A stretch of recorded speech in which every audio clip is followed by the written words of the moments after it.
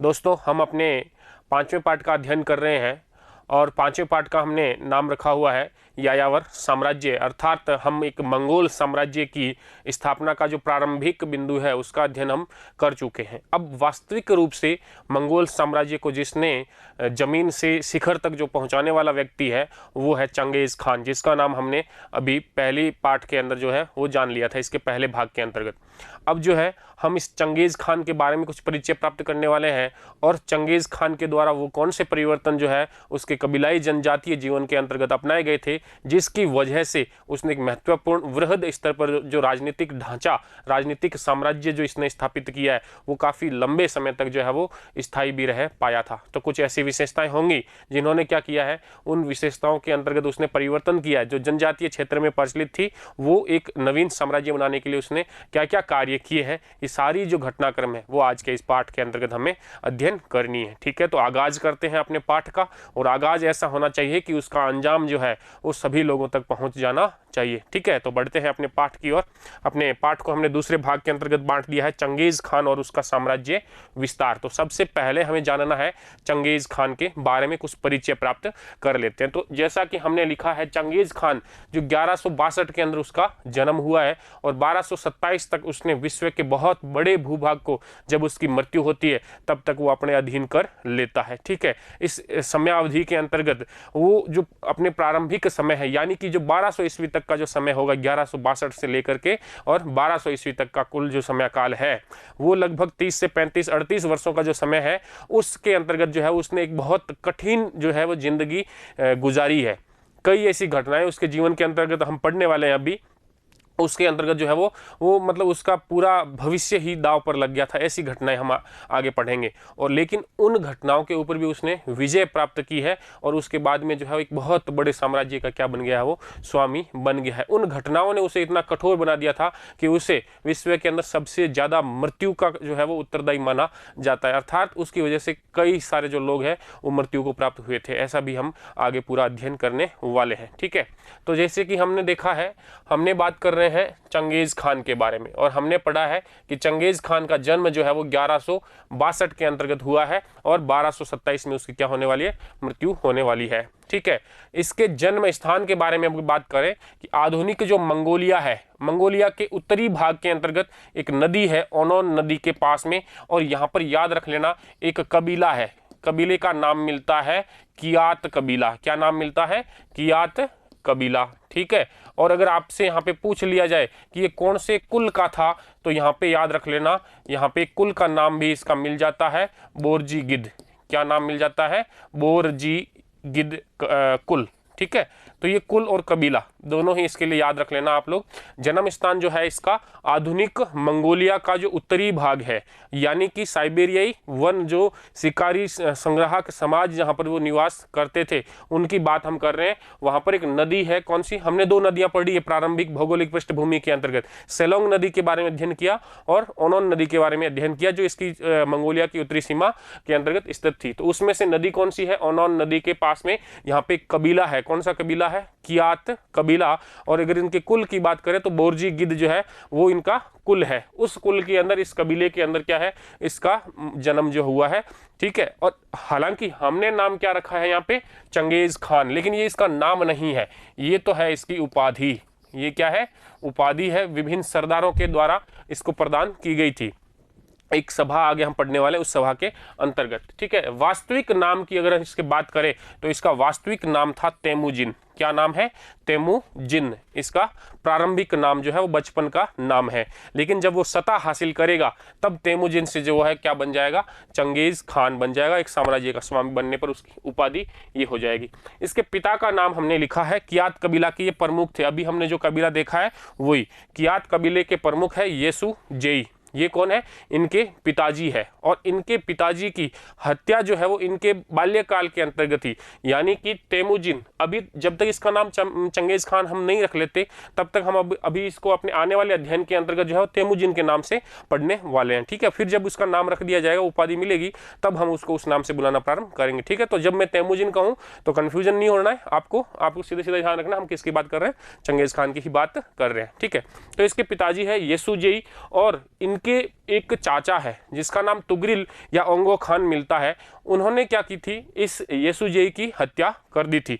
तो उसको हम समझते हैं हत्या किस प्रकार से हो रही है और फिर चंगेज खान के साथ क्या क्या मुसीबतें और आने वाली है। तो कियात कबीला के प्रमुख हैं इनके पिताजी, ठीक है। प्रारंभिक नाम तेमुजिन है और जन्म के स्थान के बारे में हमने जानकारी प्राप्त करी है। कुल की बात करें तो बोर्जिगिद है, कबीला है कौन सा, कियात का, ठीक है। आगे बढ़ते हैं। देखिए इनके माता का नाम ओलुन इक्के, ठीक है। याद रखें तो ठीक बात, ना रहे तो भी ठीक बात, याद रख लेना। उसके बाद में हम बात करते हैं। देखिए हमने बात करनी है कि इनके परिवार के अंतर्गत किस प्रकार से जो है वो झगड़ा प्रारंभ होता है और किस किन कठिन परिस्थितियों के अंदर उसको जीवन यापन प्रारंभ के अंतर्गत करना पड़ता है। तो उसके अंदर अगर हम बात करें तो अभी हम बात कर रहे हैं 1170 से लेकर के और 1180 ईस्वी की, यानी कि इसका जन्म कब हुआ हमने पढ़ लिया 1162 के अंतर्गत तो हुआ है, 8 साल बाद की बात करने वाले हैं। अर्थात ये 8-10 साल का जब हुआ है तब तक इसके पिता की क्या हो चुकी है, हत्या हो चुकी है, जिसके अंतर्गत हमने लिखा है इनके चाचा है तुगरिल, ठीक है। या इनका एक और नाम मिलता है ओंगा खान। क्या नाम मिलता है, ओंगा खान भी इनका नाम मिलता है। ये केराइट कबीले के प्रमुख है। कौन से कबीले के हैं, केराइट कबीले के प्रमुख है कौन, इनके चाचा जो है वो तुगरिल, ठीक है। तो ये केराइट कबीला और तुगरिल, ये याद रख लेना है हमें। और इनका एक मित्र है बहुत ज़्यादा जिसने हर समय इसके साथ में ही रहा है, चाहे जब साम्राज्य के निर्माण की बात हुई या फिर इससे पहले जब वो दास बना लिए गया था। तो इन सारी स्थितियों के अंदर, और इसका एक सगा भाई है जम्मू का, क्या नाम है, जम्मू का इसका सगा भाई है और सबसे अच्छा इसका मित्र भी है, ठीक है। लेकिन आगे चल करके वो क्या है, इसका दुश्मन बन जाएगा। तो घटनाक्रम किस प्रकार से आगे बढ़ता है उस चीज को हम समझते हैं। हम बात कर रहे हैं 1170 से 80 ईस्वी के आसपास। तब क्या हो गया था, इनके चाचा तुगरिल जो है इन्होंने हत्या कर दी थी। इन्होंने क्या कर दी थी, हत्या कर दी थी, किसकी, येसुजेई की, ठीक है। येसुजेई कौन है, येसुजेई तेमुजिन के पिता है, ठीक बात है। ये अभी हमने पहली थोड़ी 2 मिनटों के अंदर ही पढ़ा है। तो इन्होंने हत्या कर दी येसुजेई की, लेकिन यहाँ पर अभी जो तेमुजिन है वो इस हत्या का बदला लेने में सक्षम नहीं है। 10 साल का बालक है, अभी वो क्या बदला ले पाएगा, ठीक है। तो अब क्या होता है, देखिए 1170 से 80 ईस्वी के पास की बात कर रहे हैं। तो तेमुजिन का अपहरण हो जाता है। क्या हो जाता है, अपहरण हो जाता है। और अपहरण के बाद में तेमुजिन को दास बना लिया जाता है। क्या बना देंगे इसको, दास या गुलाम बना दिया जाता है, ठीक बात। अब वो अपने परिवार से बिछड़ गया है, गुलाम का जीवन यापन कर रहा है। कुछ समय बाद में थोड़ा बड़ा होता है तो इसका दास का ही क्या करवा दिया जाता है, इसके मालिक के द्वारा विवाह करवाया जाता है। इसकी पत्नी का नाम है बोर्टे। पत्नी का क्या नाम आता है, बोर्टे जो है वो एक महिला है, इसके साथ में इसका क्या हो जाता है, विवाह हो जाता है। लेकिन यहाँ पर एक और घटना होती है। घटना क्या होती है, घटना ये होती है कि इस बोर्टे को भी अपहरण करके क्या बनाया दिया, इसकी पत्नी को भी दास बना दिया जाता है। इसका भी क्या कर लिया जाता है, अपहरण कर लिया जाता है। अब इसकी जिंदगी के अंदर इन दोनों व्यक्तियों का जो है वो योगदान शुरू होता है। किसका, बोघुरचू और जम्मू का, ठीक है। एक तो सगा भाई है और एक परम मित्र है। इन दोनों की सहायता से, इन दोनों से क्या प्राप्त करता है, ये सहायता प्राप्त करता है। स्वयं अपनी गुलामी का बेड़ा उतार के फेंकता है और अपनी पत्नी को भी क्या करवाता है, यहाँ दासत्व से आज़ादी दे देता है। अर्थात ये क्या करते हैं, यहाँ से अब जो है गुलामी का बेड़ा उतार के फेंकते हैं, आज़ाद हो जाते हैं। कुल मिलाकर के बात हमने ये की कि इसकी जब ये अपहरण हो गया तो इसको दास बना लिया गया, और जब इसको दास बनाया गया तो कुछ समय बाद इसकी शादी हुई बोर्टे नामक महिला के साथ में, उसको भी दास बना लिया गया। फिर इसको बहुत ज़्यादा ठेस पहुंची। अब उसने जो है सारी चीज़ों को, अर्थात गुलामी की जो भी निशानियाँ थी उन्हें उसने फेंकने की कोशिश प्रारंभ कर दी। और इस कोशिश के अंतर्गत इसका एक प्रमुख मित्र का नाम हमें मिलता है बोघुरचू, और एक इसका सगा भाई है जम्मू का, ठीक है। दोनों मिलकर के और उसकी सहायता करते हैं और फिर क्या कर लेते हैं, ये वहाँ से दासत्व से मुक्ति प्राप्त कर लेते हैं, ठीक है। यहाँ तक तो बात ठीक थी। लेकिन ये जो जमुका है, जमुका और तेमुजिन के बीच में किन्हीं बातों के आधार पर जो है आपस के अंदर टकराव उत्पन्न हो गया, और प्रमुख जो दोस्त है या सगा भाई है, यही फिर क्या बन गया, प्रमुख शत्रु बन गया, ठीक बात है। तो अब इसका प्रमुख शत्रु कौन हो गया, जमुका हो गया, सगा ही भाई है इसी का। अब इस जमुका को पराजित करने के लिए यह यहाँ पर कूटनीति का प्रयोग करता है और सहयोग लेता है चाचा तुगरिल से। किससे सहयोग लेता है, चाचा तुगरिल से। अब हम बात जो कर रहे हैं ये हम पहुंच गए हैं 1203 से लेकर के और 1206 के घटनाक्रम तक। अगर यहाँ पर हम पहुंचते हैं तो यहाँ पर हमारे सामने दो पक्ष बन रहे हैं। एक पक्ष तो कौन सा बन रहा है, एक पक्ष में तो है तेमुजिन, ठीक है, और दूसरा व्यक्ति कौन सा है, बोघुरचू जो है वो इसके साथ है इस मामले के अंतर्गत, ठीक है, बोघुरचू। अब देखिए यहाँ पर इसके विरोध में कौन आ रहा है, इसके विरोध के अंदर नया हो गया जमुका, ठीक है, ये जमुका हो गया। अब यहाँ पर तीसरे व्यक्ति की ये सहायता प्राप्त करता है और वो तीसरा पक्ष कौन है, इसका चाचा। तुगरिल की सहायता प्राप्त कर ली तो यानी कि तुगरिल इसके साथ में जुड़ गया, ठीक है। तो अब इन तीनों ने मिलकर के और पराजित कर दिया किसको, जमुका को पराजित कर दिया, ठीक है। अब जब जमुका का खतरा समाप्त हो गया तो इसको तो पता है तेमुजिन को कि इसका पिता का हत्या करने वाला व्यक्ति कौन है, इसका चाचा ओंगा खान या तुगरिल, यही व्यक्ति है। अब ये दोनों मिलकर के जमैका के बाद में अगला टारगेट बनाते हैं किसको, तुगरिल को बनाते हैं, और फिर क्या कर लेते हैं, तुगरिल को भी पराजित कर देते हैं, अर्थात केराइट कबीला जो है वो उसके अधीन हो जाता है। कियात कबीले का तो ये स्वयं था ही, तो कियात और केराइट अब दोनों कबीलों का जो स्वामी है वो कौन बन जाता है, आपका तेमुजिन बन जाता है, ठीक है। तो हमने बात करी कि इसके कुछ मित्र बने, कुछ भाई था सगा, एक चाचा थे, इनके बीच में आपस में पारिवारिक संघर्ष हुआ और इस संघर्ष के अंतर्गत जो उभर करके व्यक्ति सामने आया है वो कौन है, तेमुजिन। ये घटनाक्रम चला है 1203 से लेकर के और 1206 के मध्य के अंतर्गत, ठीक है। अब 1206 के अंदर एक घटनाक्रम होता है, उसने जो है वो सभी कबीलों का इसको प्रमुख बना दिया है और वो घटना है कुरिलताई की मान्यता। क्या घटना है, कुरिलताई की मान्यता। ये कुरिलताई आयोजित होती है 1206 में। कब होती है, 1206 के अंतर्गत, ठीक बात है। सबसे पहले तो यहाँ पे ये समझना है कि ये कुरिलताई है क्या, ये कुरिलताई क्या है, इसका अर्थ समझते हैं। देखिए हमने बात करी कि वहां पर जो राजनीतिक संगठन बने हैं अर्थात विभिन्न परिसंघ बने हैं, क्या बने हैं, कबीलों के परिसंघ जो निर्मित हुए हैं। तो उन परिसंघों के बीच में आपस में क्या होता रहता था, आपस में टकराव झगड़े हुआ करते रहते थे। तो फिर उन्होंने एक निर्णय किया कि प्रत्येक कबीले के मुखिया या फिर उसका जो सम्मानित या सबसे वृद्ध जो व्यक्ति है उनको मिलाकर के एक संगठन बनाया, सभी में से एक एक व्यक्ति ले लिया और एक संगठन बनाया, जिस संगठन का इन्होंने क्या नाम दिया है, कुरिलताई नाम दिया है। भाई ये संगठन क्या कार्य करेगा, ये संगठन जो है वो सबके हित के लिए कोई ना कोई जैसा मुद्दा होगा उस मुद्दे पे वो क्या करेंगे, निर्णय किया करेंगे, ठीक है।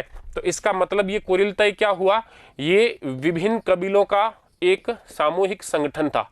ये क्या था, विभिन्न कबीलों, या हम क्या कह सकते हैं यहाँ पे कबीलों की जगह पे परिसंघों का, ठीक है, जिसके बारे में हमने बात अभी थोड़ी देर पहले ही करी है।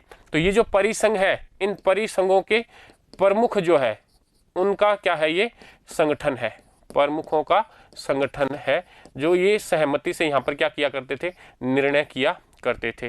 तो अब बात ये कर रहे हैं कि कुरिलताई की मान्यता, यानी कि 2006 के 1206 के अंतर्गत आते आते जो तेमुजिन है उसने अपने जितने भी विरोधी है उन्हें पराजित कर दिया है, उनका सफाया कर दिया है। और अब ये किरात, केराइट और कुछ छोटे मोटे अन्य और जो कबीले हैं उन कबीलों के ऊपर जो है वो सर्वे सर्वा बन जाता है। और इसके सर्वे सर्वा बनने को अर्थात उसके शासक जो पद है उसको ग्रहण करने को ये व्यक्ति भी जो कुरिलताई संगठन है वो क्या कर देते हैं, मान्यता प्रदान कर देते हैं। और यहीं पे कुरिलताई के द्वारा ही, इन संगठन के द्वारा ही इसको उपाधि प्रदान की जाती है चंगेज खान की।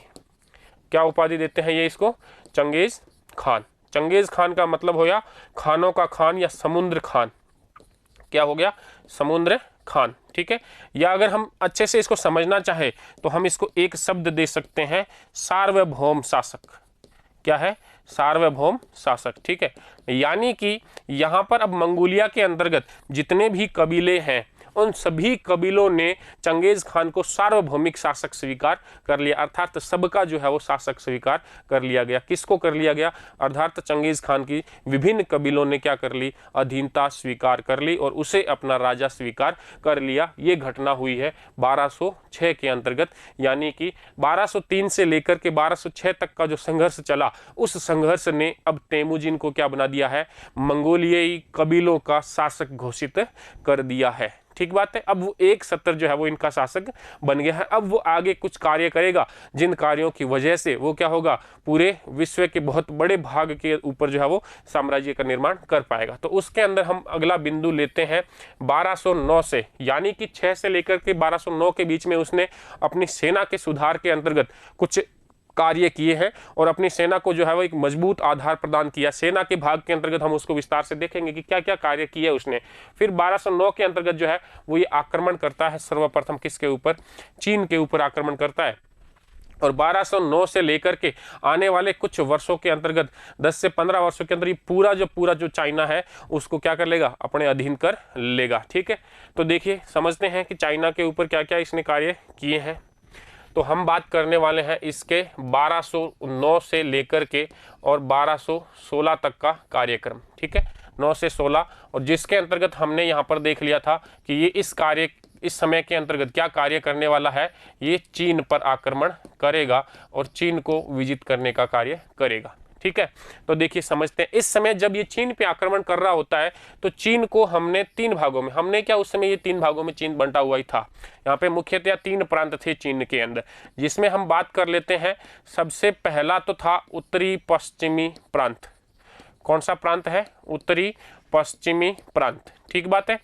और अब बात करते हैं सेकंड की, तो ये उत्तर से लेकर के, कहाँ से, उत्तर तक है, पैकिंग से लेकर के, कहाँ से लेकर के, पैकिंग जो एक यहाँ पर स्थान है वहाँ से मध्य भाग के अंतर्गत है, पैकिंग से उत्तर तक का जो भूभाग है ये वाला प्रांत है, ये एक दूसरे प्रांत के रूप में हमने देख लिया। और जो तीसरा प्रांत है जिसको हम कह देते हैं दक्षिणी प्रांत, क्या कह देते हैं, दक्षिणी प्रांत। ठीक है, यहाँ पे 3 प्रांत है और इन तीनों प्रांतों के ऊपर अलग अलग राजवंश जो है वो शासन कर रहे हैं। जैसे कि यहाँ पे शासन कर रहा है सीसिया वंश। कौन सा वंश है, सीसिया वंश। यहाँ पे आपके पैकिंग से उत्तर तक का जो भाग है यहाँ पे कर रहा है चिन वंश। कौन सा है, चिन वंश। ठीक है, और इसके अलावा जो दक्षिणी प्रांत है यहाँ पे आपके शासन कर रहा है सुंग वंश। कौन सा वंश शासन कर रहा है, सुंग वंश। तो ये कुछ हमने चीन के प्रांतों के बारे में जाना कि उस समय का जो संपूर्ण चीन है वो 3 प्रांतों में बटा हुआ है, जिसके अंतर्गत उत्तरी पश्चिमी जो प्रांत है वहाँ पे सीसिया वंश का राजवंश है, कार्य चल रहा है। उसके अलावा मध्य पैकिंग से लेकर के उत्तर तक का जो भाग है यहाँ पर चिन वंश का शासन चल रहा है। और फिर हम बात करते हैं कि जो दक्षिण वाला चीन है, दक्षिणी प्रांत है चीन का, उसके अंतर्गत सुंग वंश का जो है वो शासन वहाँ पे चल रहा है उस समय के अंतर्गत। सबसे पहले 1209 के अंतर्गत ही जो आक्रमण किया जाएगा चीन के ऊपर ये होगा उत्तरी पश्चिमी। कौन से भाग पे आक्रमण है, ये होगा उत्तरी पश्चिमी जो प्रांत है अर्थात सीसिया वंश के ऊपर जो है ये आक्रमण करेगा और इस संपूर्ण प्रांत को 1209 के अंतर्गत ये क्या कर लेगा, विजय कर लेगा। तो 1209 के अंदर चीन का एक भाग तो इसने अपने अधीन कर लिया। ठीक है, और ये अधीन होते ही सीधा ये आक्रमण किसके ऊपर करेगा, सेकंड वाला आक्रमण करेगा पैकिंग से लेकर के उत्तर तक, यानी कि चिन वंश का, चिन राजवंश का जो साम्राज्य है वहां पे ये आक्रमण करता है। और यहाँ पर हम पढ़ते हैं कि चिन वंश का एक शासक हुआ था जिसका नाम भी हमने देखा था, चिन शी हुआंग टी। क्या नाम देखा था हमने, चिन शी हुआंग टी। ये इसका तत्कालीन शासक नहीं है, इसका समकालीन नहीं है तैमूजिन यानी कि चंगेज खान का, लेकिन क्या है, हम बात कर रहे हैं कि चिन शी हुआंगटी नामक एक शासक हुआ था जिसने यहाँ पर क्या बनाई थी, चीन की दीवार का निर्माण करवाया था। ये बात हमने कल की क्लास के अंतर्गत पढ़ ली है। तो जो चीन की दीवार का निर्माण करवाया है, इस चीन की दीवार को क्या किस लिए निर्माण करवाया गया था कि इन जो बर्बर जातियों के क्या हो रहे थे, यहाँ पे हमले हो रहे थे स्थायी किसानों के ऊपर, तो उनको रोकने के लिए क्या किया गया था, इस चीन की दीवार का निर्माण करवाया गया था। तो इसने क्या किया, 1213 के अंतर्गत जो है वो इसने चीन की दीवार का अतिक्रमण कर लिया, यानी कि चीन की दीवार को पार कर लिया चीन पे आक्रमण करने के लिए। ठीक है, और आगे चल कर के और 1215 के अंदर जो है इस भाग को भी इसने क्या कर लिया, विजित कर लिया। कौन से भाग की बात कर रहे हैं, उत्तर तक जो भाग फैला हुआ है पैकिंग से लेकर के उत्तर तक वाला भाग, यानी कि चिन राजवंश का जो साम्राज्य है, चिन राजवंश को यहाँ पे इसने पराजित कर दिया 1215 के अंतर्गत। ठीक है, अब 1215 के बाद में ये सीधा ही आक्रमण कर देता है किसके, दक्षिणी चीन के ऊपर, जो है दक्षिणी प्रांत है चीन का, वहां पे आक्रमण करता है और लगभग 1 वर्ष तक जो है वो इसके काफी बड़े भूभाग को, कौन से को, दक्षिणी प्रांत के भूभाग को भी ये अपने अधीन में कर लेता है, यानी कि 1216 तक। 1216 तक। हालांकि दक्षिणी प्रांत का जो शुंग राजवंश है, इस शुंग राजवंश को अभी तक जो है वो पूर्ण रूप से ये अपने अधीन जो है वो कर नहीं पाया है, लेकिन ये अपनी विजयों से क्या है संतुष्ट हो जाता है। और इसको दूसरी चिंता भी है, हमने इसको मंगोलिया से बाहर निकाल के चीन की तरफ बढ़ा दिया है। कब के अंतर्गत? 1209 के अंतर्गत, और अब हम पहुंच गए 1216 के अंतर्गत। 6 से 7 वर्ष हो चुके हैं इसको अपने मूल मातृभूमि से दूर आए हुए, है ना। तो इसको अब क्या है, अब ये संतुष्ट हो गया अपनी विजयों से, और 1216 के अंदर जो है वो ये यहाँ से कहाँ लौट जाता है, वापस मंगोलिया के अंदर। ठीक है, तो यहाँ से ये लौट गया वापस कहाँ पे, मंगोलिया। लेकिन स्वयं गया है, पूरी सेना लेकर के नहीं जा रहा, आधी सेना को यहीं विजय का कार्य करने के लिए छोड़ दिया इसने। कौन सी जगह को? इस पूरे प्रांत को बोले विजय करके आना, और ये दक्षिणी प्रांत जो है पूर्ण रूप से अधीन आ जाता है मंगोलियाई शासकों के 1234 के अंदर जाकर के। हालांकि 27 के अंदर इसकी तो क्या हो जाती है, मृत्यु हो जाती है, लेकिन ये विजय का जो कार्य है ये प्रारंभ रहता है, और 1234 के अंतर्गत जाकर के संपूर्ण जो दक्षिणी प्रांत है वो भी अब मंगोलियाई अतिक्रमण के अंतर्गत आ जाता है। यानी कि हमने देखा चीन को 3 भागों में या 3 प्रांतों में उस समय बंटा हुआ था। सिसिया राजवंश है एक चिन राजवंश है, और तीसरा आपका हो गया शुंग राजवंश। ठीक है, सिसिया राजवंश को इसने पराजित कर दिया 1209 के अंतर्गत पहले चरण के अंदर। फिर दूसरे चरण में जब उसने आक्रमण किया तो फिर उसने 13 के अंदर चीन की दीवार को पार किया, और 15 के अंदर जो है वो दूसरे राजवंश यानी कि चिन राजवंश को भी पराजित कर दिया। उसके बाद में उसने क्या किया है, उसने सबसे दक्षिणी प्रांत यानी कि शुंग राजवंश के ऊपर आक्रमण किया है। 16 तक उसने वहां पे भी विजय प्राप्त करी है, लेकिन 16 के अंदर वो अपनी विजयों से संतुष्ट होते हुए मंगोलिया लौट आता है, लेकिन उसने विजय का कार्य जो है वो बंद नहीं किया। और आगे चल करके हम देखते हैं 1234 के अंदर जो प्रवर्ती मंगोल शासक आएंगे उनके द्वारा जो है वो चीन का विलय पूर्णतया कर लिया जाएगा। तो ये तो हो गई आपका चीन विजय का पूरा कार्य। ठीक है, तो 9 से 16 तक का जो कार्य था चीन पे आक्रमण का वो हमने पूर्णतया जान लिया। अब 16 से लेकर के और 19 के वर्ष तक वो अपने मंगोलियाई कार्यों के अंतर्गत ही व्यस्त रहता है, और इसी क्षेत्र के कार्य के अंतर्गत यहाँ पर एक जगह का नाम मिलता है हमें ख्वारिज्म। और ख्वारिज्म के अंदर जो ख्वारिज्म का शासक था सुल्तान महमूद, उसके द्वारा कुछ ऐसे घटनाक्रम कर दिए गए, उन घटनाक्रमों की वजह से अब उसको कोप का भाजन बनना पड़ गया। किसके कोप का भाजन बनना पड़ गया? इसके चंगेज खान के। तो देखिए उसको समझते हैं कि उसमें क्या हुआ है। तो हम बात करने वाले हैं 1219 से प्रारंभ करने वाले, 16 तक हमने कंप्लीट कर ली, और 16 से 19 के बीच में कुछ ऐसे कारण हो गए जिसकी वजह से जो है उसने आक्रमण कर दिया। कहाँ पे आक्रमण कर दिया? ख्वारिज्म के ऊपर आक्रमण कर दिया। हमने बात करी कि ख्वारिज्म का उस समय जो शासक है, सुल्तान है, वो कौन है? सुल्तान महमूद जो है वो यहाँ पे शासन कर रहा है। और अब यहाँ पर 1219 के अंदर, कौन से टाइम के अंतर्गत? 1219 में आक्रमण कौन करता है यहाँ पे? Genghis Khan. ठीक है, तो ये लीजिए भाई, चंगेज खान का अटैक हो गया स्टार्ट। ठीक है, सुल्तान महमूद के ऊपर। अब यहाँ पर सुल्तान महमूद, और यहाँ पे इसका एक पुत्र का नाम मिलता है। सुल्तान महमूद का पुत्र है जलालुद्दीन मंगबरनी। क्या नाम है? जलालुद्दीन मंगबरनी। ठीक है, ये इसका पुत्र है। तो अब ये जलालुद्दीन मंगबरनी के नेतृत्व में अपनी मुख्य सेना को छोड़ करके, और सुल्तान महमूद स्वयं तो कैस्पियन सागर के पश्चिम के भाग की तरफ जो है वो भाग जाता है दुम दबा के। ठीक है, इसका सामने करने की जो है इसके अंदर जो हिम्मत नहीं है। सो सुल्तान मोहम्मद तो क्या हो गया, यहाँ से कैस्पियन सागर की तरफ भाग गया। एक सेना ने इसका क्या किया? पीछा किया और जाकर के उधर घेरा डाल दिया। ठीक है, लेकिन इसकी मुख्य सेना जो है वो इसके पुत्र जलालुद्दीन मंगबरनी के साथ में कहाँ पर पहुँच गया? ये पहुँच गया अफगानिस्तान। कहाँ पहुँचा भाई? ये अफगानिस्तान। तो अब ये पीछा तो छोड़ने वाला नहीं है। अफगानिस्तान जब यहाँ पहुँचा है ये जलालुद्दीन मंगबरनी, तो पीछे पीछे पहुँच गया कौन? चंगेज खान भी पहुँच गया। बोले आजा, भागेगा कितना, है ना। तो अब ये अफगानिस्तान से भागता हुआ ये पहुंच गया सिंध के क्षेत्र के अंदर। कहाँ पहुंच गया? सिंधु नदी के तट पर सिंध का जो क्षेत्र है यहाँ पहुंच गया। अब यहाँ पर एक घटनाक्रम अपने लिए महत्वपूर्ण हो जाता है। अपने लिए क्या महत्वपूर्ण हो जाता है? यहाँ पर राज्य की सीमाएं टच कर रही है अपने सल्तनत काल की। किसकी कर रही है? सल्तनत, भारतीय सल्तनत। कौन सी सल्तनत हो गई? अपनी वाली, है ना।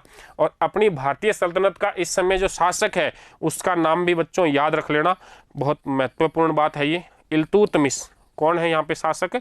इल्तुतमिश।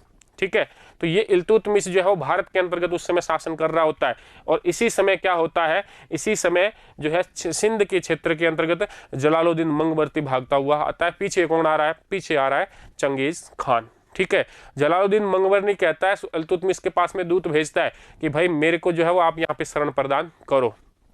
अब इल्तुतमिश के लिए बहुत ही संकट की घड़ी है, कमजोर ये भी नहीं है अपने वालों के लिए। इल्तुतमिश की सेना की दृष्टि से अगर बात करें तो कमजोर इल्तुतमिश के लिए ये भी नहीं है, जलालुद्दीन उसके लिए तो भारी पड़ेगा, लेकिन इससे भी भारी कौन पड़ने वाला है, चंगेज खान। और इसके कृत्यों के बारे में तो उन्होंने सुन ही रखा है कि जब ख्वारिज्म को जीता है तो वहां पे क्या हालात हुए हैं वो अभी हम अगले कुछ समय के अंतर्गत ही पढ़ने वाले हैं।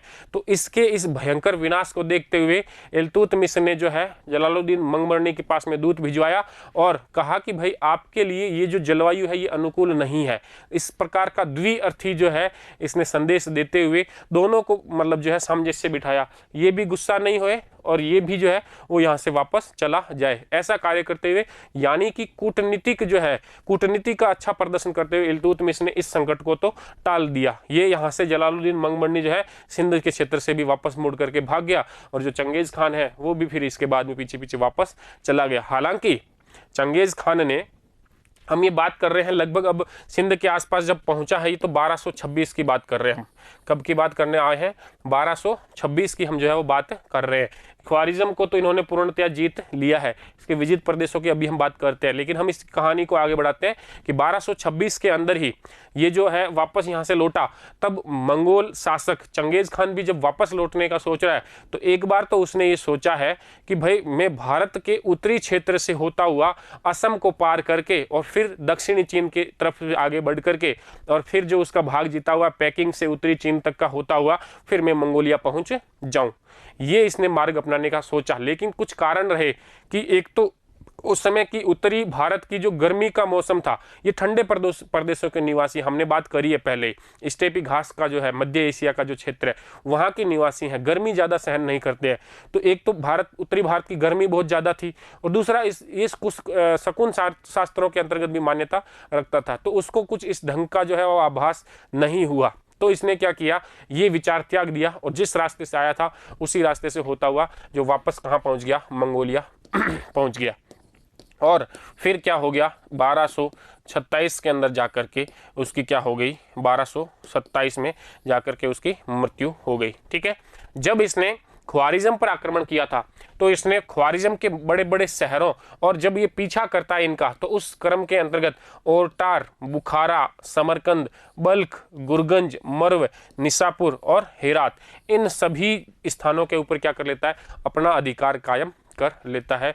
और यहाँ पर इन शहरों को और इन नगरों को जीतने के क्रम के अंदर उसने बहुत बड़ा विनाश किया है। इसका जो है हमें एक उदाहरण भी प्रस्तुत होता है, उसको हम देखते हैं। देखिए, बात करते हैं मंगोलों द्वारा किए गए विनाश का एक आकलन। ये एक फ्रांसीसी जो है इतिहासकार है, ठीक है, फारसी इतिहासकार है, फ्रांसीसी नहीं है, इतिहासकार है, जुवेनी नाम मिलता है, जुवेनी। किसका नाम है, जुवेनी के अनुसार, जुवेनी के अनुसार उसने कुछ वर्णन दिया है। इस वर्णन के आधार पे, ठीक है, ये फारसी इतिहासकार है, इस जुवेनी ने मंगोलों के द्वारा किए गए विनाश का क्या किया, एक आकलन दिया है एक अपने ग्रंथ के अंतर्गत। ये कहता है कि जो निसापुर की जगह है, जब निसापुर को जीता गया था तो 17,47,000 व्यक्तियों की यहाँ पे मृत्यु हुई थी। कितने व्यक्तियों की मृत्यु हुई है, 17,47,000 व्यक्तियों की। फिर एक जगह का नाम लिखता है, हेरात को जब जीता गया तो 16 लाख व्यक्तियों की मृत्यु हुई है। मर्व के अंदर 13 लाख व्यक्तियों की मृत्यु हो रही है। बगदाद को जब जीता गया तो 8 लाख व्यक्ति मारे गए। नासा के ऊपर जब आक्रमण हुआ 70,000 व्यक्ति काल के ग्रास बन गए। बेहाक को जब जीता गया तब 70,000 व्यक्ति जो है मृत्यु की गोद के अंदर समा गए। और तून नगर को जब जीता गया तो 12,000 व्यक्ति जो है वो जान से हाथ धो बैठे थे। कुल मिलाकर के हमने यहाँ पर ये बात करी है कि ये जो वर्णन मिल रहा है, हालांकि हमें थोड़ा अतिशयोक्तिपूर्ण लग रहा है, काफ़ी ज़्यादा बड़ा आंकड़ा जो है इसके द्वारा दिया गया है। तो फिर यहाँ पे हमारे दिमाग में एक सवाल भी आता है कि जुवेनी कौन सा वहाँ पे लाशों को गिनने के लिए बैठा था, जो फिक्स आंकड़ा दे रहा है कि 17,47,000 जो लोग हैं वो निसापुर के अंतर्गत मारे गए थे। तो वो इसमें ये कहता है कि जब बगदाद के अंदर या मर्व के अंदर जब व्यक्तियों के लाशों को दफनाया गया था, तो प्रत्येक दिन के अंतर्गत यहाँ पर जो है वो 1 लाख लाशों का जो है वो दफन कार्य किया जाता था। तो इसके अंतर्गत ये कार्य जो है वो 13 दिनों तक यहाँ पे चला था। इस प्रकार का कुछ वर्णन जो है वो जुवेनी के द्वारा उपलब्ध करवाया जाता है। जो भी स्थिति रही हो, इतना बड़ा है तो इसकी आधी की भी बात करें तो उतने लोगों की मृत्यु का जिम्मेदार तो हम इसको मान ही सकते हैं। इसके अंतर्गत हमें एक और वर्णन भी मिल जाता है, जब निसापुर के ऊपर अधिकार किया गया था तब वहां निसापुर के अंदर जो है वो एक मंगोल राजकुमार की हत्या हो गई। किसकी हत्या हो गई थी? एक मंगोल राजकुमार की क्या हो गई? हत्या हो गई। ठीक।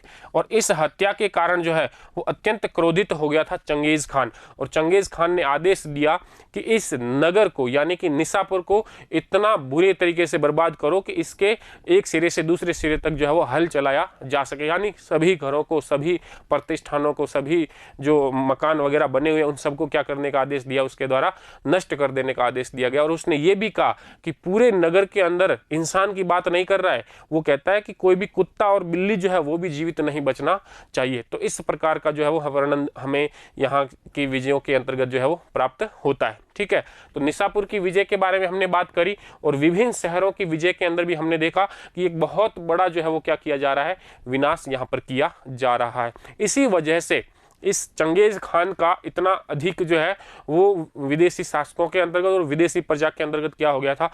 खौफ जो है वो व्याप्त हो गया था।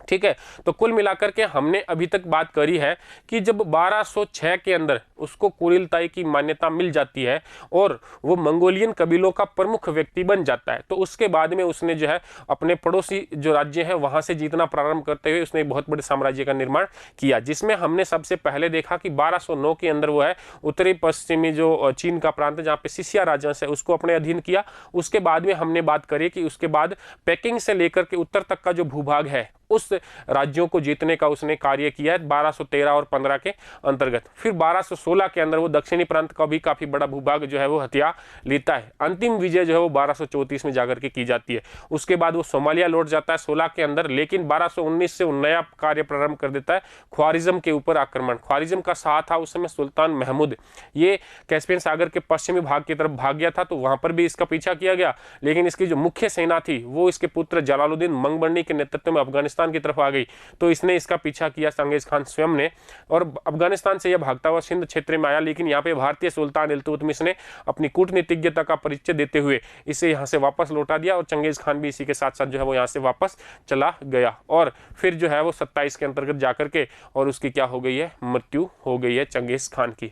ठीक है, तो हमने देखा कि इसने एक बहुत बड़े भूभाग को जो है वो अपने अधीन किया है। तो अब हमें यह भी देखना होगा कि उसने क्या ऐसा कार्य किया था, क्या ऐसी उनके अंदर विशेषताएं थी कि उसने इतने बड़े जो साम्राज्य को वो अपने अधीन कर पाया। एक छोटे से कबीले का व्यक्ति है और वो इतने बड़े साम्राज्य का निर्माता बन रहा है, तो उसके कारणों की पड़ताल हम करते हैं।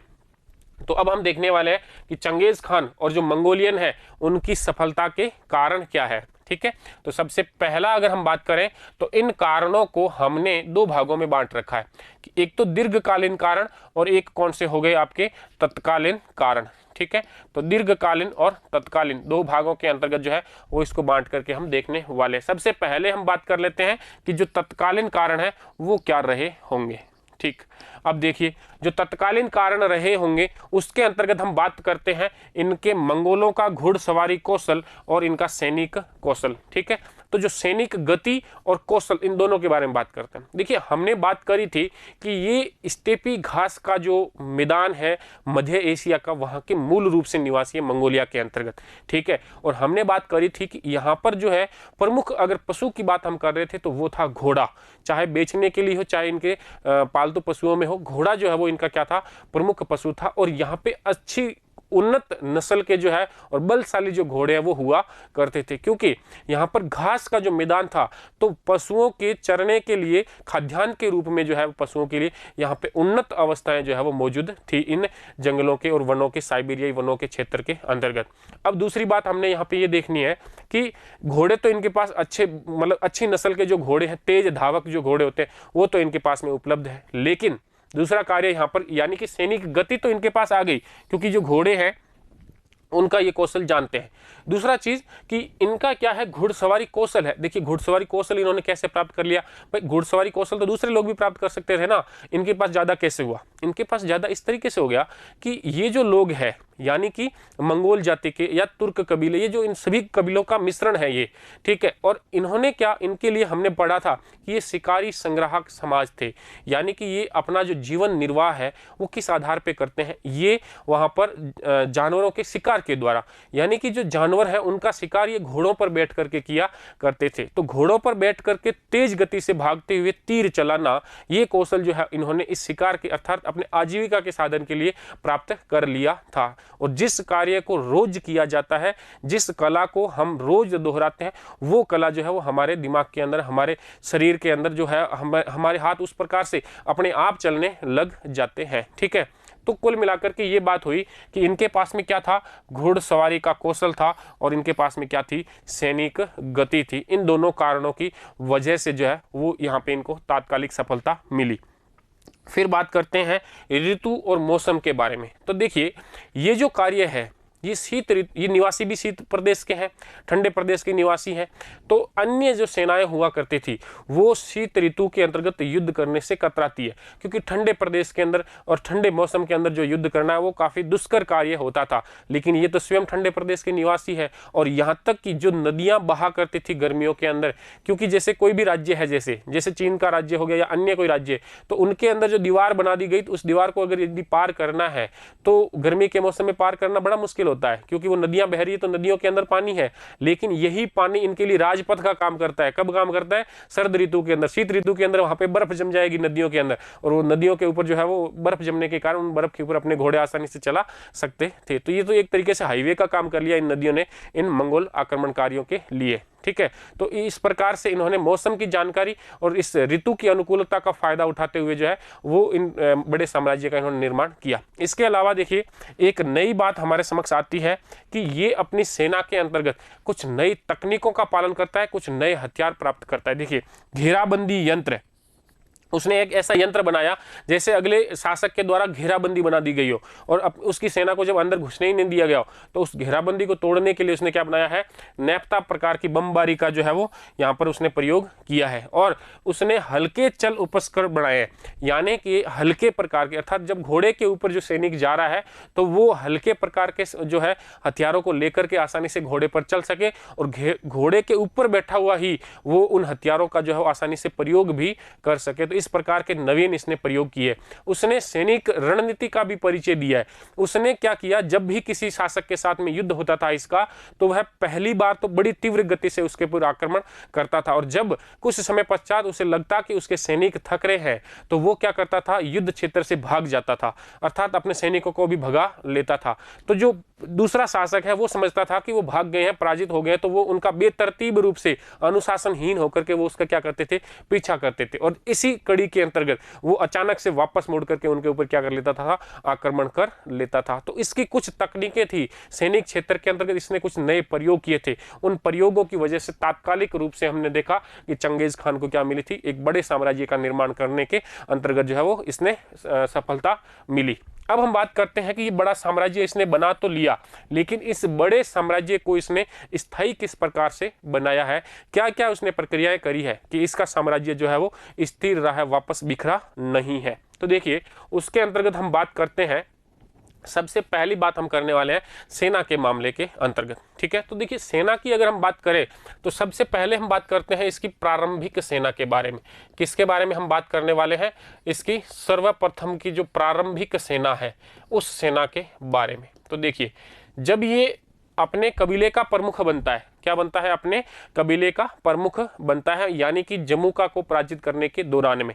ठीक है, पहले तो बोघुरचू इसका सहायक व्यक्ति है, और फिर ये जब जमुका को पराजित कर देता है और अपने कियात कबीले का जब प्रमुख बनता है, तो उस समय तो जो उसकी प्रारंभिक सेना थी उसका मतलब तो ये था कि जो कबीला है उस कबीले का प्रत्येक वयस्क सदस्य, कबीले का प्रत्येक वयस्क सदस्य जो होता था वो इसका क्या होता था, सेना का भाग होता था। प्रत्येक वयस्क क्या होता था, इसका सेना का सदस्य।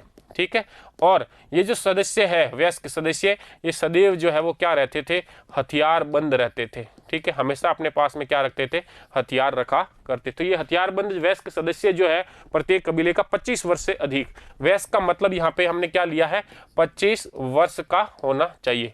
ठीक है, 25 वर्ष आयु हो तो वो क्या होगा, सेना में शामिल माना जाएगा। ठीक है, तो हमने बात करी ये प्रारंभिक सेना का टाइप इस प्रकार से था। लेकिन जब 1206 के आसपास पहुंचता है, 1203 के अंतर्गत जो है वो उसने जमुका को क्या कर दिया है, हरा दिया है। अब वो अपने चाचा तुगरिल के साथ में युद्ध करता है, और इस समय यानी कि जब वो तुगरिल से युद्ध कर रहा है और तुगरिल को पराजित कर देता है अपने चाचा को, तो अब उसकी जो सेना है कुरिलताई जब हुई है, जब उसको मान्यता मिल रही है, तो उस मान्यता के समय के अंतर्गत उसकी सेना के जो है वो विभिन्न कबीलों का संगठन बन चुका है। क्या बन चुका है, जैसे कि उइगुर, ये है उइगुर। ठीक है, उइगुर समुदाय, केराइट, इसके अलावा क्या हो गया, इसका स्वयं का तो कबीला है ही है, किरात। ठीक है, तो ये कुल मिलाकर के कियात है, केराइट है, उइगुर समुदाय है, कुछ और अन्य समुदाय, इन समुदायों की जो सेना है वो सेना मिलकर के इसकी सेना बन रही है। इसके अंतर्गत एक ध्यान रख लेना, ये जो सेना की हम बात कर रहे हैं, यह सेना जो है कबीले के जो प्रमुख हुआ करते थे, कबीला का प्रमुख, यानी कि जो कबीला प्रमुख था उसके प्रति ये उत्तरदायी होती थी, कबीला प्रमुख के प्रति उत्तरदायी। यानी कि चंगेज खान का इस पूर्ण सेना पर अभी तक कोई वास्तविक नियंत्रण नहीं था। जो सेना है वो कबीलों में बंटी हुई है और वो उत्तरदायी है उस कबीले के प्रमुख के प्रति, ना कि चंगेज खान के प्रति। इसलिए जब कुरिलताई के द्वारा उससे संपूर्ण कबीलों का साम्राज्य का जो है वो शासक घोषित कर दिया जाता है, तो अब वो सेना को एक नए सिरे के आधार पर गठित करता है। उसको बोलते हैं हम स्टेपी क्षेत्र की दशमलव पद्धति। देखिए, स्टेपी क्षेत्र की दशमलव पद्धति अब हम समझने हैं। देखिए, इसमें लिखा है हमने स्पष्ट कि जो कुरिलताई की उसको मान्यता मिली, तो अब विभिन्न जो कबीले हैं वो उसके अधीन आ गए, और जो पूरे कबीलों की जो सेना है वो उसके अधीन आ गई। लेकिन वो इस समय तक जो है जो सेना है वो उत्तरदायी किसके प्रति है, उस कबीलों के प्रमुख के प्रति उत्तरदायी है। तो इस चीज को, इस सिद्धांत को खत्म करके और उसने स्टेपी क्षेत्र की जो है वो दशमलव पद्धति लागू करी, यानी कि उस पूरे मंगोलिया के अंतर्गत जो जो सेनाएं जो उसके अधीन आ रही थी वो सारी चीजें। तो देखते हैं अब यहाँ पे हम समझने का प्रयास करेंगे कि ये दशमलव पद्धति क्या होती है। तो देखिए, बात करते हैं दशमलव पद्धति की, जो उसके द्वारा सैनिक क्षेत्र के अंतर्गत प्रयोग में लाई गई। ठीक है, तो दशमलव पद्धति के अंदर इसने पूरी सेना को विभिन्न इकाइयों में बांटा। पहला कार्य तो क्या है, इकाइयों में विभाजन। ठीक है, इकाइयों में विभाजन किस प्रकार से किया है उस बात को समझते हैं। इसने सेना की टुकड़ी बनाई, जैसे कि एक तो टुकड़ी बनाई 10 सैनिकों की। कितने सैनिकों की टुकड़ी बनाई, पहली 10 सैनिक की। फिर जो है इन 10-10 सैनिकों की 10 टुकड़ियों को एक व्यक्ति के अधीन रखा गया, यानी कि अब इससे जो बड़ी बनी उसके अंतर्गत हुए 100 सैनिक। कितने सैनिक हुए, 100 सैनिक। ठीक है, उसके बाद में 100 सैनिकों की जो टुकड़ियां बनी, जिसके अंतर्गत 10-10 सैनिकों की 10 टुकड़ियां है, तो उन 100 सैनिकों की भी उसने 10 टुकड़ी बनाई और उसको एक व्यक्ति के अधीन रखा, यानी कि इसके अधीन कितने हो गए, 1000 जो है वो सैनिक हो गए। ठीक बात है। और अब जो है इसने इन 1000 सैनिकों की, जिसमें 100 सैनिकों की 10 टुकड़ियां हैं, ठीक है ना, ये समझना इस बात को। 10 सैनिकों की क्या है, एक टुकड़ी, फिर ऐसी ऐसी 10 टुकड़ियां इकट्ठी करी, तो कितने सैनिक हो गए, 100 सैनिक। यहां पर देखिए, इन 10 सैनिकों के ऊपर जो है, इन 10 सैनिकों के ऊपर जो है यहां पर एक अधिकारी नियुक्त होगा। ठीक है, कितना अधिकारी, एक अधिकारी नियुक्त हो गया। इस प्रकार से अब यहां पर देखिए, यहां पर 100 सैनिक हैं, कितने हैं, यानी कि इस प्रकार के 10 अधिकारी, कितने अधिकारी हो जाएंगे, इस प्रकार के 10 अधिकारी हो जाएंगे। तब इन 10 के ऊपर कितना है, वो एक अधिकारी नियुक्त होगा, यानी कि 100 सैनिक इसके पास इकट्ठे हो गए, 100 सैनिकों की टुकड़ी हो गई। अब देखिए यहाँ पर क्या हो रहा है, हमने बात करी कि यहाँ पे टोटली कितने सैनिक हैं, 1000 सैनिक है, यानी कि 100 सैनिकों की इसके पास कितनी टुकड़ियां हैं, 10 टुकड़ियां हैं। यानी कि ये एक जो व्यक्ति है, ऐसे अब कितने व्यक्ति हो जाएंगे, इसके पास 10 व्यक्ति हो जाएंगे और 10 व्यक्तियों को मिलाकर के उसके ऊपर क्या नियुक्त किया जाएगा, अब एक अधिकारी नियुक्त किया जाएगा। ठीक बात है। तो अब 1000 सैनिक हो गए। अब ये अगला भाग क्या कर रहा है, अगले भाग के अंतर्गत देखिए ये 10,000 सैनिकों की टुकड़ी बनाता है, एक क्या बनाता है, 10,000 सैनिकों की टुकड़ी बनाता है। अब अगले भाग के अंतर्गत हो गया, कितने सैनिक हो गए, 10,000 सैनिकों की एक टुकड़ी हो गई। ठीक है। तो देखिए हमने बात करी कि अब जो ये 10,000 सैनिकों की टुकड़ी बन रही है, तो इस टुकड़ी के अंतर्गत क्या होगा, अब इस टुकड़ी के अंतर्गत होगा कि ये जो हजार के जो है ये कितने व्यक्ति हो जाएंगे, ऐसे 10 व्यक्ति हो जाएंगे और अब इनके ऊपर जो है वो एक व्यक्ति नियुक्त किया जाएगा और ये 10,000 की जो टुकड़ी है उसको कहते थे तुमन, सबसे बड़ी यही होती थी। ठीक है। यानी कि सबसे बड़ी इकाई की अगर हम बात करें तो सबसे बड़ी इकाई कौन सी हो गई आपकी, तुमन जो इकाई है वो क्या हो गई, सबसे बड़ी सैनिक इकाई हो गई। आई बात समझ में, वापस से देखते हैं। देखिए इसको समझ लेना, इसमें रटने की कोई आवश्यकता नहीं है। 10, 100, 1000 और 10,000। ठीक है। ये हमने 4 टुकड़ियों के अंतर्गत पूरी सेना को बांटा है ना।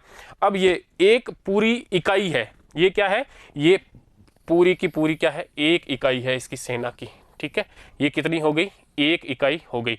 इस प्रकार की इसने कितनी इकाइयां बनाई है, 4 इकाइयां बनाई। यानी कि अब उसकी सेना जो है वो टोटल 40,000 की मान लेते हैं। संख्या का हमें कोई वास्तविक आंकड़ा नहीं पता कि उसकी सेना के अंदर कितने सैनिक हुआ करते थे, लेकिन हम एक समझने के तरीके से ये कह रहे हैं कि 10,000 की जब उसने एक टुकड़ी बनाई है तो इस प्रकार की 4 टुकड़ियां बनी। कितनी टुकड़ियां, 4, क्योंकि यहाँ पर हमें ये वर्णन मिलता है कि उसने अपनी संपूर्ण सेना को, उसने क्या किया, अपनी संपूर्ण जो सेना है उसको 4 भागों में बांटा। देखिए हमने यहाँ पे वर्णन मिलता है कि उसने संपूर्ण सेना कितने भागों में, 4 भागों में बांटी है। ठीक है, 4 भागों में।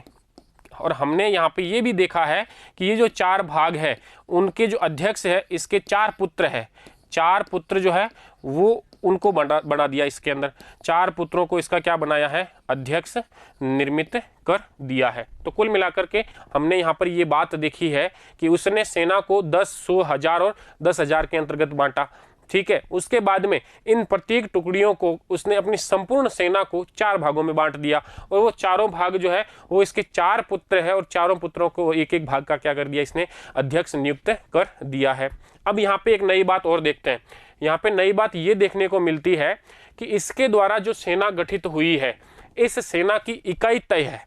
हमने बात करी कि इस सेना की इकाई तय है और इस इकाई के अंतर्गत होगा कौन, जैसे कि मान लेते हैं सबसे छोटी इकाई 10 सैनिकों की, और उस 10 सैनिकों के अंतर्गत जैसे कि 3 सैनिक केराइट कबीले के, 3 सैनिक कियात कबीले के, 3 सैनिक जो है उइगर कबीले के, और एक जो प्रमुख है वो किसी अन्य जो है वो और कबीले का ले लिया। यानी कि प्रत्येक इकाई के अंतर्गत अलग अलग कबीलों से सैनिकों को शामिल किया गया। यानी कि अब क्या होगा, उस सैनिक का उत्तरदायित्व अपनी उस इकाई के प्रति होगा, ना कि किसी कबीले के मुखिया के प्रति वो उत्तरदायी रहेगी। आई बात समझ के अंदर। तो यहाँ से इसने नया क्या योजना बनाई है कि जो सैनिक है, सैनिक जो है वो अब किसमें विभक्त होंगे, कबीलों के अंदर विभक्त नहीं होकर के अब वो किसमें विभक्त थे, इकाई के प्रति उत्तरदायी थे, अपनी जो इकाई है उसके प्रति, है ना। अब वो सेना के अंदर, रण के अंदर जो रणभूमि है उसमें जब कार्य कर रहे हैं तो वो अपनी इकाई के लिए कार्य कर रहे हैं, ना कि किसी कबीले के लिए। ठीक है। और इस इकाई से बाहर जो अगर किसी को जाना हो, इस इकाई से बाहर जाना हो तो अधिकारी की अनुमति चाहिए। यानी कि इसने क्या कर रखे हैं, प्रत्येक इकाई के लिए क्या चाहिए, अधिकारी इसने नियुक्त कर रखे हैं, और बाहर जाना हो तो किसकी सहायता से जा सकता है, वो अधिकारी की अनुमति से ही अपनी इकाई का उल्लंघन करके बाहर जा सकता है। अधिकारी की अनुमति के बिना यदि कोई बाहर चला गया तब उसे क्या दिया जाता था, कठोर दंड भी दिया जाता था। तो इसका मतलब ये हुआ कि अब जो चंगेज़ खान है, इसकी सेना जो है वो एक वास्तविक संगठन बन गई है और पूर्ण रूप से एक इकाई के रूप में अब वो सेना क्या करती है, युद्ध करती है, ना कि बिखरे हुए कबीलों की सेना के रूप में। और ये एक बहुत बड़ा कारण है कि इस भयंकर सैनिक तंत्र जो इसने स्थापित किया है, इसके द्वारा ही ये इस इतने बड़े भूभाग को, इतने बड़े साम्राज्य को अपने अधीन कर पाने में सक्षम रहा है। तो हमने बात करी इसकी सैनिक प्रणाली के बारे में। अब इसके अलावा इन सैनिकों को प्रोत्साहन देने के लिए भी उसने कई सारी टेक्निक यूज करी है। देखिए, एक शब्द मिलता है हमें यहाँ पर आडा। क्या शब्द मिलता है? आडा। और इसका अर्थ हम लेते हैं सगा भाई। क्या अर्थ लेते हैं? सगा भाई।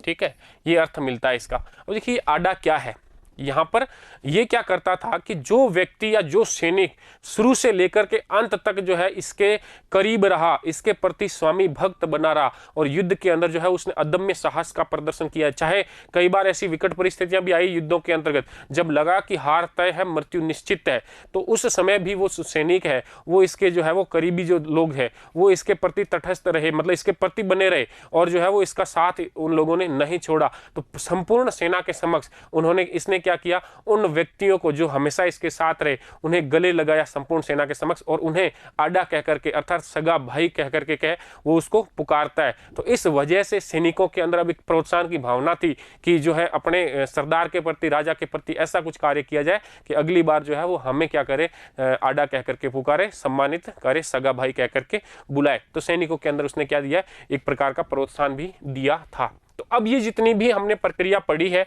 इस प्रक्रिया का अगर हम दो शब्दों के अंदर लिखें कि क्या वास्तविक क्या मत रहने वाला है, तो उसके अंतर्गत हम देखते हैं कि यहाँ पे जो कबीले का आधिपत्य था, यानी कि कबीला का जो सरदार है, कबीले का जो सरदार है, इसका तो आधिपत्य हो गया खत्म। ठीक है, और इसके स्थान पर एक नवीन सैनिक अभिजातीय वर्ग समक्ष आया है, नवीन सैनिक अभिजातीय वर्ग। ठीक है, तो नवीन सैनिक अभिजातीय वर्ग का क्या हुआ, यहाँ पे अब रंगमंच के ऊपर ये आ गए। यानी कि अब इसने जो अधिकारी नियुक्त किए हैं उस सेना की इकाइयों के अधिकारी, वो अधिकारी जो है वो कोई कबीले का सरदार नहीं है, योग्यता के आधार पर कि अच्छे घुड़सवार को जो है वो अब यहाँ पे अधिकारी बनाया गया है। ठीक है, तो हमने देखा कि इस प्रकार की इसने शासन व्यवस्था सेना के अंदर अपनाई, जिसकी वजह से वो क्या हुआ है, एक बहुत बड़े साम्राज्य के ऊपर जो है वो अपना अधिकार कर पाने में सक्षम हो गया है। ठीक बात है। तो कुल मिलाकर के ये तो हमने इसका पढ़ लिया, दीर्घकालीन जो कारण है, जिसके अंतर्गत पहला भाग हमने ले लिया सेना का। फिर इसके द्वारा एक पद्धति अपनाई गई है जिसको हम नाम देते हैं हरकारा पद्धति, या अन्य नाम मिलता है हमको याम पद्धति। तो अब ये देखते हैं कि हरकारा पद्धति क्या है, याम पद्धति क्या है। देखिए शब्द है हरकारा पद्धति, तो इसको समझते हैं कि हरकारा पद्धति है क्या। हरकारा पद्धति वास्तव में जब उसका साम्राज्य बहुत बड़ा हो गया है, अर्थात जो केंद्र है, इसकी जो राजधानी है, वहां से जो राज्य का सबसे दूरस्थ स्थित जो प्रांत है, वहां से इस राज्य के केंद्र तक संदेश को पहुंचाने के लिए, तीव्र गति से संदेश पहुंचाने के लिए एक पद्धति इसने प्रयोग में लाई, और वो पद्धति क्या है, हरकारा पद्धति। यानी कि हम कह सकते हैं कि साम्राज्य के दूरस्थ प्रदेशों से, साम्राज्य के दूरस्थ प्रदेशों से संदेशों के आवागमन की पद्धति है ये, संदेशों के आवागमन की क्या है, ये पद्धति है। ठीक है, कौन सी पद्धति है, हरकारा पद्धति। अब ये पद्धति कैसे कार्य करती थी उसको समझते हैं। तो हमने बात करी है कि दूरस्थ प्रदेश से, तो दूरस्थ प्रदेश से संदेश लाने के लिए इसने क्या किया, अपने राज्य के अंतर्गत विभिन्न निश्चित जगहों पर, कौन सी जगह निश्चित कर दी इसने, जगह कर दी निश्चित, किस आधार पे कर दी कि विभिन्न चौकियां जो स्थापित हुई है उनके बीच में निश्चित दूरी। ठीक है, निश्चित जगह और निश्चित दूरी के आधार पे संपूर्ण साम्राज्य में क्या स्थापित की है, चौकियां स्थापित की है। इनको हम क्या कह सकते हैं, सैनिक चौकियां बोल सकते हैं। क्या बोल देते हैं हम, सैनिक चौकियां। ठीक है, तो इसने सैनिक चौकियां स्थापित कर दी पूरे साम्राज्य के अंदर एक निश्चित अंतराल के आधार पे। अब ये जो चौकियां स्थापित करी है, इन चौकियों के अंदर इसने दो कार्य और किए। देखिए इसको समझते हैं कि इसने क्या कार्य यहाँ पर इन चौकियों के अंतर्गत किए। तो हम बात कर रहे हैं कि जो सैनिक चौकियां स्थापित हुई है वहां पे इसने दो कार्य किया है। पहला क्या, पहला कार्य तो ये कर रहा है कि इन चौकियों के अंतर्गत बलशाली घोड़े रखता है। क्या रखते हैं, बलशाली घोड़ों की व्यवस्था कर देता है। ठीक बात है, तो ये लीजिए बलशाली घोड़ों की व्यवस्था होगी। कहाँ से हुई इसको अभी हम देखेंगे। इसके अलावा यहाँ पर क्या रखता है, ये प्रशिक्षित घुड़सवार रखता है। क्या रखता है, प्रशिक्षित घुड़सवार। देखिए दूसरी बात ये हो गई कि प्रशिक्षित घुड़सवार है। इसको हम इस प्रकार से समझ सकते हैं कि जैसे कि ये हम देख रहे हैं कि ये संपूर्ण जो है वो मंगोल साम्राज्य हो गया। अब हम बात करते हैं कि ये मंगोल साम्राज्य की एक चौकी बना दी, एक चौकी यहाँ बना दी, फिर एक चौकी यहाँ बना दी, फिर यहाँ बना दी, फिर कुछ एक चौकियाँ यहाँ निर्मित की गई, और ये मान लीजिए आपका क्या है, इसका साम्राज्य की राजधानी है। तो अब क्या होता था कि इस चौकी से यहाँ तक संदेश पहुंचाया जाता था। यहाँ पे घोड़े हैं और प्रशिक्षित घुड़सवार उपलब्ध है प्रत्येक चौकी के अंतर्गत। यहाँ पहुंच गया, इस चौकी का मैसेज जो है वो भी यहाँ पहुंच गया। और अब यहाँ से क्या होगा, यहाँ पर एक जैसे और चौकी बनी हुई है, तो देखिए, तो यहाँ से सीधा मैसेज यहाँ पहुंचा, इस चौकी का मैसेज भी यहाँ पहुंचा और इस चौकी का मैसेज भी यहाँ पहुंचा। इस चौकी से सीधा मैसेज, ये तीनों मिलकर के, यानी कि तीनों नहीं, यहाँ पे एक चौकी है तो यहाँ पे दो मैसेज यहाँ पहुंच गए। अब दोनों मैसेजों को निश्चित समय अंतराल पे जो है वो ये डाकें संदेश जो है वो आवागमन कर दिया जाता था। अब यहाँ से दो जो है संदेश लेकर के ये घुड़सवार यहाँ पहुंच गया, दो यहाँ पर और आगे, टोटल कितने, 4 मैसेज यहाँ पे इकट्ठे हो गए और यहाँ से पहुंच गए किसके पास, इस चौकी के पास पहुंच गए। और अब इस चौकी ने जो है वो अपना संदेश सीधा ले जाकर के कहाँ दे दिया, केंद्र के अंदर दे दिया। इसी के अलावा जैसे इधर से भी यही प्रक्रिया रही होगी, मतलब संपूर्ण साम्राज्य के अंदर उसने इस प्रकार की चौकियां स्थापित की। तो इससे इसके जो विपक्षी थे वो भी दंग रह जाते थे कि उसके पूरे साम्राज्य की जो सूचना है प्रत्येक दिन जो है वो पहुंच जाया करती थी, उस समय के अंतर्गत भी जब किसी प्रकार के कोई संचार के माध्यम उपलब्ध नहीं थे। तो ये जो इसकी व्यवस्था है, इसमें हमने बात करी है व्यवस्था में कि घोड़े, प्रशिक्षित घुड़सवार, दोनों चीजें यहाँ पे उपलब्ध रहती थी। तो अब हम देखते हैं कि ये बलशाली घोड़ों की व्यवस्था कहाँ से होती थी। तो हम बात कर रहे हैं कि जो यायावर साम्राज्य था, इसका मूल यायावर साम्राज्य या जो मूल यायावर प्रदेश है, जिसके अंतर्गत हम कह रहे थे कि वहाँ पे जो है घोड़ों की उपलब्धता है, इसका मूल जो क्षेत्र है मंगोलिया का, चंगेज खान का। तो यहाँ के जो निवासी है, ये निवासी यायावर प्रदेश के निवासी जो है वो अपने कुल पशुधन का, निवासियों के कुल पशुधन का 10%, 1/10 भाग, कुल पशुधन कह दें, या उनके पास में टोटल घोड़े जितने हैं, घोड़ों का 1/10 हिस्सा, कितना, 1/10 हिस्सा जो है वो राज्य को प्रदान करते थे। और ये जो 1/10 हिस्सा है, इसमें खास बात याद रखना, ये स्वेच्छा से प्रदान किया जाता है। क्या किया जाता है, ये स्वेच्छा से प्रदान किया जाता था, यानी कि खुद की मर्जी से दे रहे हैं वो कि भाई मेरे पास में 20 घोड़े हैं, ये 2 घोड़े में राज्य के लिए प्रदान कर रहा हूं, मेरे पास में 40 पशु है, इन 40 में से ये 4 पशु जो है वो मैं राज्य को प्रदान करने वाला हूं। तो कुल मिलाकर के बात ये हुई कि ये जो स्वेच्छा से जो कर प्रदान किया जा रहा है, राजा के लिए प्रदान किया जा रहा है, यानी कि चंगेज खान को जो दिया जा रहा है, इसको, इस व्यवस्था को एक नाम दिया गया है और वो नाम हमें मिलता है कुबकुल कर। क्या नाम मिलता है, यहां पर हमें नाम मिल रहा है कुबकुर कर, जो है वो इस व्यवस्था को कहा जाता है। तो देखिए कुबकुर का जो कर है, इसके बारे में हमने कहा कि ये कर किस प्रकार से दिया जाता था, ये कर स्वेच्छा से प्रदान किया जाता था, यानी कि ये क्या है, पशु भाग है, ये क्या है, पशु भाग, टोटल पशु जितने हैं उसका कितना है, 1/10 है। और ये जो कर है वो किस प्रकार से दिया जाता है, स्वेच्छा से प्रदान किया जाता था। इस पद्धति के द्वारा, यानी कि हरकारा पद्धति के द्वारा उसको ये फायदा हुआ कि उसके प्रत्येक जो साम्राज्य के प्रत्येक प्रांत की जो है उसकी सूचना इसके पास हाथों हाथ पहुंच जाती थी, तत्काल पहुंच जाती थी। ठीक है, ये हो गया इसका सेकंड भाग, यानी कि दूसरा भाग, जिसके अंतर्गत हमने ये जाना है कि किस पद्धति के उपयोग के द्वारा जो है वो अपने साम्राज्य को स्थिर बना रहा है। नेक्स्ट हम आगे बढ़ते हैं तो अगला भाग आता है हमारे सामने, इसके द्वारा एक और चीज कार्य किया गया है और वो है यास या यसाक है। ये शब्द है यहाँ पर यास या यसाक, ठीक है, ये मसाक नहीं है। यास पद्धति या यसाक पद्धति का नाम हमें मिलता है। यास या यसाक का अगर हम शाब्दिक अर्थ की बात करें तो इसका अर्थ होता है आदेश। इसका अर्थ क्या होता है, आदेश, या इसको हम कह सकते हैं विधि। क्या कह सकते हैं, विधि, या हम इसको कह सकते हैं आज्ञापति। क्या कह सकते हैं, आज्ञापति, है ना। तो जो आदेश हो गया या कोई विधि का मतलब नियम हो गया, कानून हो गया, कायदा हो गया, कुछ निर्माण किया गया होगा, तो उसे उस समय वहां पर क्या कहा जाता था, यास या यसाक कहा जाता था। हालांकि ये जो चीज है यास या यसाक की जो अवधारणा है ये पहले हमें ज्ञात में नहीं थी। एक व्यक्ति है डेविड ऑयलन, क्या नाम है, डेविड ऑयलन जो है, इन्होंने एक इस पद पे शोध किया था। किस पे किया था, मंगोल साम्राज्य के ऊपर इन्होंने क्या किया, इन्होंने शोध किया, और शोध के आधार पर जो है ये प्रकाश के अंतर्गत आई है। कौन सी पद्धति, डेविड ऑयलन के कार्य के द्वारा जो है ये यास या यसाक पद्धति जो है वो प्रचलन में या अपने सामने आई है। प्रचलन में तो तब थी ही।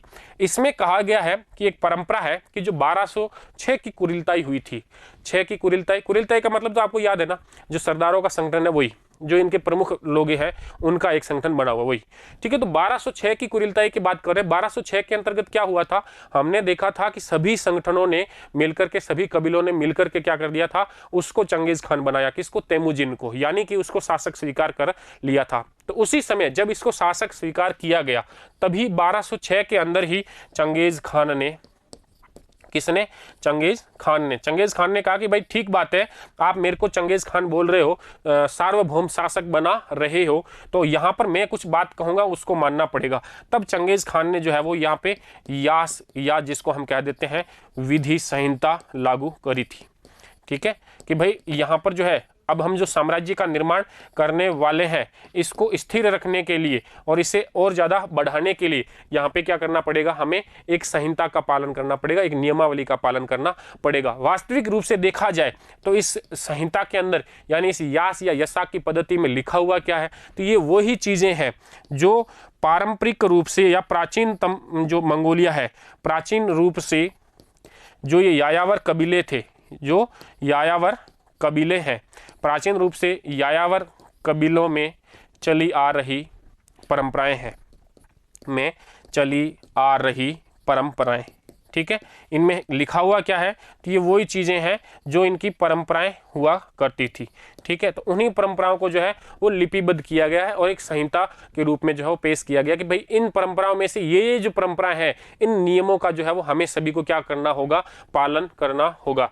अब यहाँ पर एक चीज़ और भी आती है कि भाई वो शासक तो बन ही गया था, तो फिर उसको इनकी क्या जरूरत थी, वो तो अपने स्वयं के मतलब उसी का जो शब्द है वही तो शासन है ना, तो वो जो कहेगा वही तो मानना है सबको, तो फिर इसकी क्या जरूरत पड़ रही होगी उसको।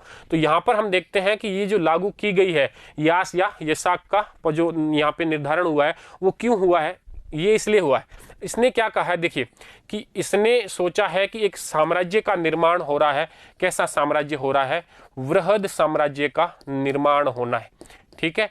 और इस वृहद साम्राज्य के अंतर्गत देखिए चंगेज खान की सोच जो है वो काफ़ी लंबी है। वो सिर्फ इतनी नहीं है कि वो सिर्फ मंगोलियन साम्राज्य या उस कबीलों का प्रमुख बन करके रह गया, नहीं, वो पूरे विश्व को अपने अधीन लाना चाहता है। लेकिन उसको पता है कि अगर मैं इस वृहद साम्राज्य का निर्माण करता हूँ तो इसका जो शासक वर्ग होगा, इस वृहद साम्राज्य का शासक वर्ग जो होगा वो तो कौन होंगे, मंगोल होंगे। लेकिन इस वृहद साम्राज्य के अंतर्गत ये जो मंगोल है ये क्या होंगे, अल्पसंख्यक होंगे। क्या होंगे, अल्पसंख्यक होंगे, यानी कि बहुसंख्यक जो पूर्ण संसार है जिसको हम विजित करने वाले हैं उसका शासन अल्पसंख्यक मंगोलों के द्वारा किस प्रकार से किया जाएगा। यानी कि ये अल्पसंख्यक जो है इनके लिए शासक या शासन की पद्धति देना चाहता है। वो क्या देना चाहता है, शासन की पद्धति, ठीक है। और इस पद्धति के द्वारा ही वो क्या कर पाएगा, एक वृहद साम्राज्य को स्थिर रूप से आगे चला पाएगा। हालांकि इस पद्धति के बारे में यास या जो यसाक की पद्धति है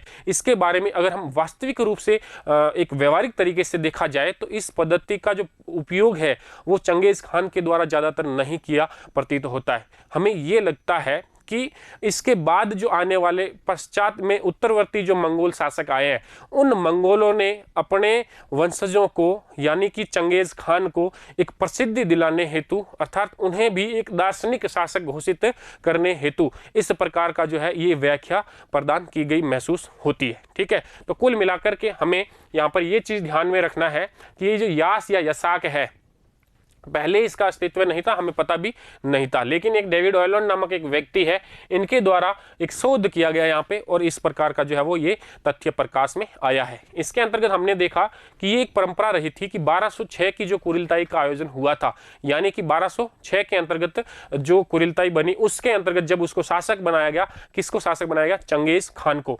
तब चंगेज खान ने ये घोषणा करी थी कि एक जो है वो यास बनाया जाएगा, यसाक बनाया जाएगा, यानी कि एक विधि संहिता बनाई जाएगी। और इस विधि संहिता में है क्या चीज? इसके अंतर्गत उस समय यायावर जो कबीले थे, उन कबीलों के अंतर्गत प्रचलित जो परंपराएं हैं उन्हीं का उल्लेख जो है वो इसके अंतर्गत किया जाता था। इसके अलावा इसका उद्देश्य भी ये था कि जो एक बहुसंख्यक वृहद साम्राज्य बनने वाला है उसके अंदर जो शासक वर्ग है मंगोल वो अल्पसंख्यक होंगे और इनके द्वारा किस प्रकार से जो है वो यहाँ पर स्थायी रूप से अधिकार बना करके रखा जाए, इन सब का उद्देश्य रखते हुए इसने यास या यसाक पद्धति का निर्माण किया होगा।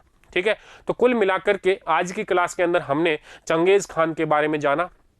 हमने देखा कि उसका जन्म जो है वो किस स्थान में हुआ है, 1262 से लेकर के और 1162 से लेकर के 1170 से 80 का जो समय काल है वो उसके लिए कठिन परिस्थितियों का, संकट का समय रहता है।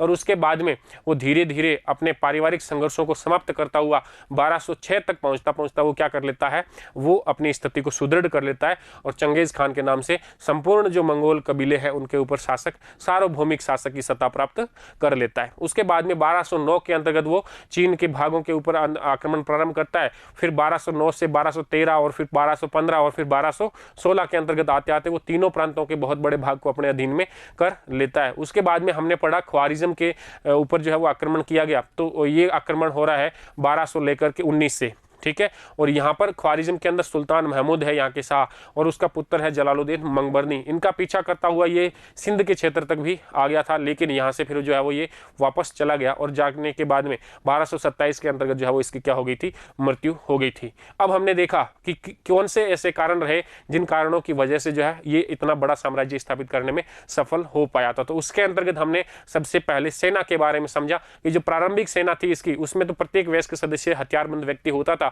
25 वर्ष से अधिक आयु का, तो वो क्या होता था, सेना का सदस्य मान लिया जाता था। लेकिन जब बाद में कुरिलताई का समय आया तो इसके अंतर्गत इसके विभिन्न जो कबीले हैं वो इसके अधीन कर दिए गए थे, जिसमें हमने केराइट कबीले की बात कर ली, कियात कबीले की बात कर ली, उइगुर समुदाय था उसकी बात कर ली, तुर्क समुदाय था उसकी बात कर ली और विभिन्न अन्य जो समुदाय वहाँ पे परिसंघों के रूप में, जिसमें हमने देखा है कौन कौन से परिसंघ जो है उसमें प्रचलन में आए थे, वो सारी जो सेना है उसके अधीन होगी। लेकिन इसमें एक मिस्टेक ये आई कि उसमें क्या किया गया था कि कबीलों के प्रति वो उत्तरदायी हुआ करते थे, इसलिए उसने स्टेपी क्षेत्र की जो है वो दशमलव पद्धति का प्रचलन अपनी सेना के लिए किया और अपनी सेना को 10, 100, 1000 और 10,000 की इकाइयों के अंतर्गत क्या कर दिया, विभक्त किया और इस पूर्ण सेना को जो है उसने 4 भागों में बांटते हुए अपने 4 पुत्रों को अधीन कर दिया, सेना जो है उनके अधीन कर दी। ठीक है, उसके बाद में हमने देखा कि हरकारा पद्धति अपनाई गई थी उसके द्वारा।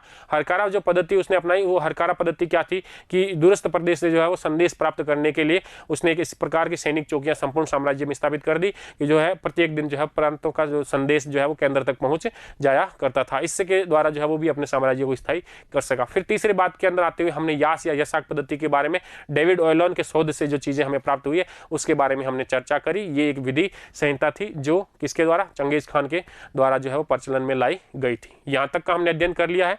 कुल मिलाकर के अब हमारे पास में एक भाग और बचता है, जिस भाग के अंतर्गत हम पढ़ने वाले हैं कि जो परवर्ती मंगोल है, यानी कि चंगेज खान के बाद में जो मंगोलों का विस्तार है और उसके जो उत्तराधिकारी है उनके द्वारा क्या कार्य किए जाएंगे, प्रशासन की पद्धति उनकी किस प्रकार से रहेगी और मंगोल साम्राज्य का जो यहाँ के लोग थे या जो इस पे ऊपर इन्होंने अधिकार किया वहाँ के जो लोग थे उनके ऊपर किस प्रकार का प्रभाव पड़ा, उनका जो व्यापार है वो किस स्थिति तक यहाँ पर पहुंचा है, रेशम मार्ग के अंदर जो स्थिति आई है वो परिवर्तन हुआ तो वो किस प्रकार का परिवर्तन हमें दृष्टिगोचर होगा, ये सारी चीजें जो है वो हम अगली भाग के अंतर्गत जो है पढ़ने वाले हैं। तो तब तक के लिए आपका बहुत बहुत धन्यवाद।